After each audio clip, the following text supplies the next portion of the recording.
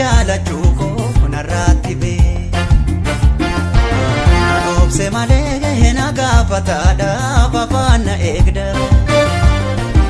garaan jabaattu murannoo dhabaaf hima miidha malee arraba na hidhee na salphachiisa waan saawwala nan dhokse malee si jaalachuu koo atuu ni bee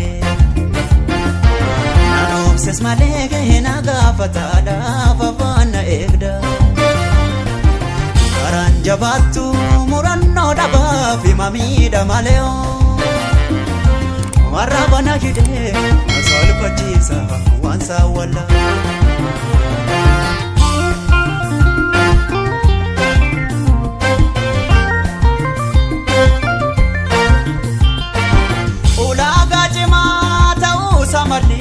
ergaara rabbiiti edaa jaalalli ulfa jaalalaan jinisifatanii si jaalle jechuun mookkamsa laffatanii raajii jaalalaa waan nama dhibaa si argu malee jedheen qaqqaba silaa si argee si gaafachuun hin dadhaba akkam dadhaba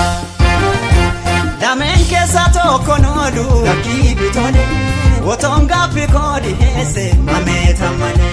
kunoo jedhanii kunooti boruun boodatti boruu gaabbiin koo sin oolu boruma rakka galti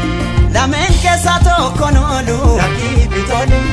otoon gaaffii koo dhiheesse mameeta malee kunoo jedhanii kunooti